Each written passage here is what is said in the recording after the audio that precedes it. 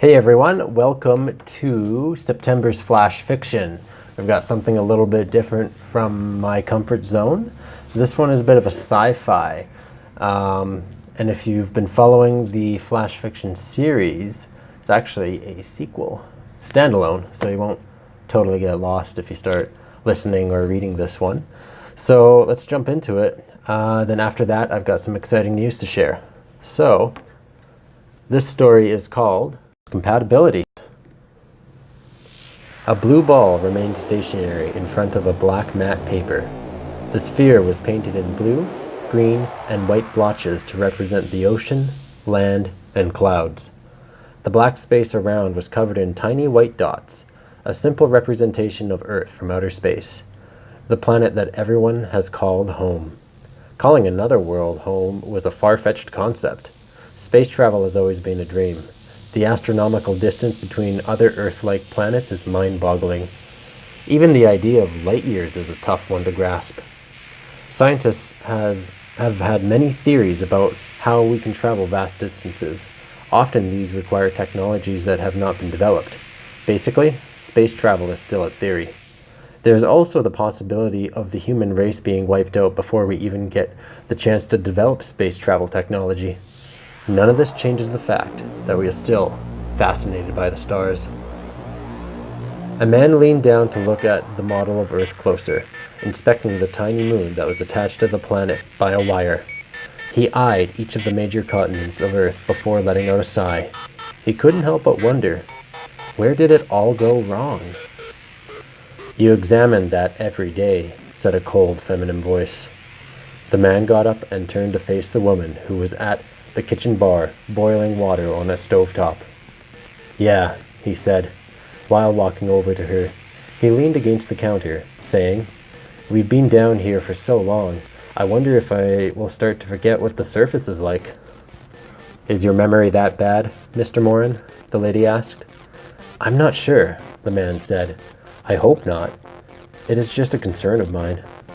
"Do you think staring at that miniature model of the planet will help?" "Maybe. I've never seen the Earth from that perspective before. Most people haven't. Now, I don't think anyone ever will." "Unfortunately not," the lady said, while opening a chrome packet, pouring the oat contents into the boiling water. "Humans are resilient. We are able to rebuild. That is what we did after empires like the Egyptians and the Romans fell." The man looked over to the ceiling, where a closed hatch was at the far corner of the room. A ladder was just below it, beside a console that glowed red. He nodded at the glowing light, saying, "How long do you think we have to wait, though? It might not even be in our generation." The woman stirred the contents of the pot with a wooden spoon, saying, "Yes, which is why we have to stick to our set routine, keep healthy, and procreate." She glared at him with her emerald eyes. It isn't a matter of intimacy." The man scratched the back of his head, saying, "It might help you if you called me by my first name." "All right, Craig. Can we do that? Can we try tonight?" "Sure," Craig said. "Maybe stop shaving your head," he thought. His name and her hair fashion were mostly excuses. Shaving their head helped save time on the limited shampoo supplies. The truth was, sex was the last thing that was on his mind. Of course, he understood that the interaction was only to carry on the human species. For all they knew, he was the last man on Earth, and she was the last woman. Humanity potentially came down just to them. The act of procreation was a difficult one when it involved this automaton of a woman. "How did you get selected again, Amy?" Craig asked. "For this program?" the woman identified as Amy asked. "No different than you."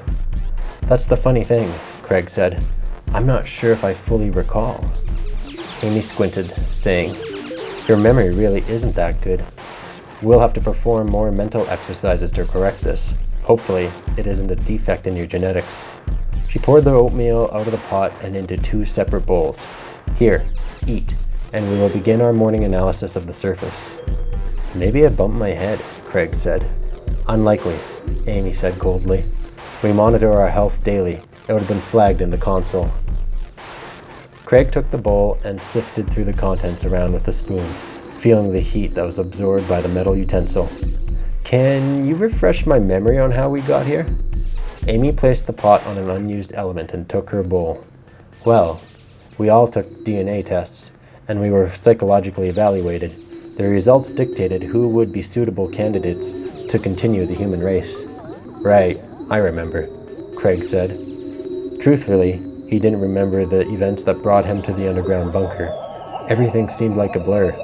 One day, he was living a normal life, had a steady job, a wife, and the next he found himself here. There was a gap in his memory. Hannah, Craig thought. He recalled his last memory of his wife, a road trip to Banff. She was a natural blonde and was obsessed with her job. Work seemed like a trivial thing, now that he was apart from her. Now, life consisted of physical exercise, studying in the archives, and daily reviews of the Earth's temperature levels.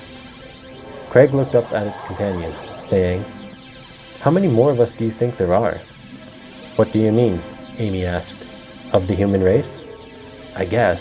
I mean humans in the bunker. There have to be more."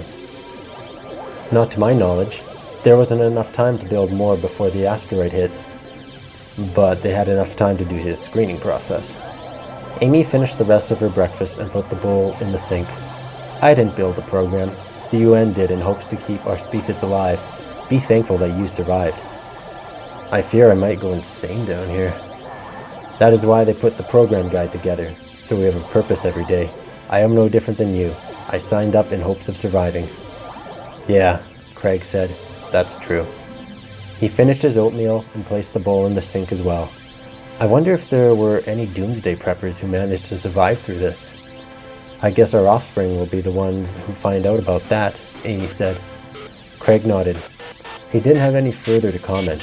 The concept of living the rest of his life in this bunker with Amy was not a pleasant thought. They had little to no common interest. They had been in the shelter for several months, if his memory served correctly. Then again, his mind wasn't very reliable as of late. The two left the kitchen and entered a secondary room which consisted of 2 monitors mounted on the ceiling. Each monitor had a white office chair in front of it. Both Craig and Amy sat down on the chair and waved at the monitor, turning it on. Each morning, after their workout and breakfast, the two analyzed the latest information the drones gathered. The robots were space explorative graded and could easily survive the harsh temperatures on the surface.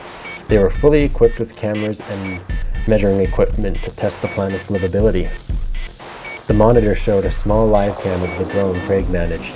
The video displayed an ash-covered wasteland with a gray sky. The digital interface also contained stats of the drone's health, menus, and a map outlining how far the drone has gone from the bunker. At the top right was the temperature, which stated 8 degrees Celsius. "Damn it," Craig mumbled. He had a small amount of hope that maybe they would have seen a change in temperature. It had stayed the same for the past week. Give or take a few digits. "What?" Amy looked over at him. "Nothing. The readings seemed to be the same as they were yesterday and the day before." Craig waved his hand to enhance the live cam of the drone. Amy turned back to her interface. "We aren't looking for hope, Craig. We are simply monitoring the aftermath for future generations." "Right," Craig said, while continuing on his task. He merely wanted to believe there was more. Each time he reviewed the stats, his hope dimmed. Amy and Craig really were the last people on Earth. As with every day, the two continued their routine of planetary diagnostics, studying, meditation, and eating. The activities are what the UN's program had instructed them to do. Amy didn't question it, and Craig followed it, knowing if he didn't, he would probably start to go crazy. After dinner, Craig and Amy patrolled the hall to ensure they did the daily inventory check and reviewed the general health of the bunker.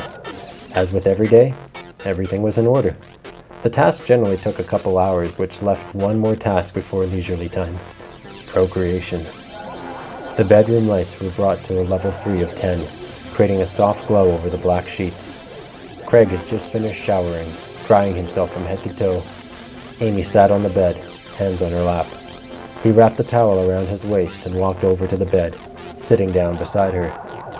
"Would you like to undress me?" Amy asked. Craig shook his head. "You really aren't good at this, are you?" Amy exhaled and unbuttoned her blouse. Craig watched as she slipped out of her shirt and pants. Her body was well-toned. Hell, even better than his own. Her breasts were basically what other women paid to attempt to recreate. Amy's physique was the frame that most men would fantasize over. In an unclear series of events, Craig found himself being the last lucky guy on the planet who got to live that fantasy. Amy leaned back onto the bed of pillows, resting her hands on her leg. "Come here," she said. Craig stiffly crawled over on top of her, eyeing her from her smooth legs up to her pink lips. She was the definition of beauty. Yet, he didn't feel a thing for her. Was he not supposed to feel something for the woman who would care for his future children? Amy gently ran her hand against the back of his neck, bringing him closer. The act of sex would have been an instinctual action with his wife. Why was this so difficult for him? Perhaps the concept of being the last humans on the planet was rotting in the back of his mind. Maybe he was frazzled by not knowing what happened to his memories, or to his wife. Craig resisted momentarily, stopping his face from meeting Amy's. "Are we going to go through this again?" Amy asked. Craig blinked a couple times. "I can't recall what happened to Hannah." He rolled off of Amy and pressed into his forehead, trying to remember anything. Craig couldn't. Amy sat up beside him, saying, "You're overthinking this. We've endured the impossible. Being alive today when everything else is gone." Amy took Craig's hand and pulled him towards her as she leaned back down into the bed. Craig exhaled through his nose, pushing his thought chatter aside for one moment, and embraced the woman, melting his thoughts. And that is Compatibility, September's flash fiction. This is a story that is probably going to continue on. There's more of this tale to be told, especially if you're familiar with Craig. It was a couple months back in Red Then White. So definitely keep watch for the follow-up story. Now, for the exciting news I have been posting on social media, we've got Mental Damnation 3 coming out. Actually, which I happen to have here. Check that out. This will be available at the Edmonton Expo September 21st. That's the launch of the second edition of the third novel in the series. You'll probably notice it got renamed as well from Fusion, which was a whole part of the rebranding and some of the lore that changed throughout the series. So if you haven't read the original series, that's perfectly fine, because this one is the new installment, which also includes 8 new chapters that have never been published, moving the story beyond where Fusion left off. And there's another fun announcement that a exclusive short story that I worked on is going to be in a zine by Stray Books. Also should be available later this month. Check out Stray Books on their website and Facebook. They'll announce when the zine is out. And as always, thank you for watching. Feel free to share with your friends, and I'll catch you next month. See you.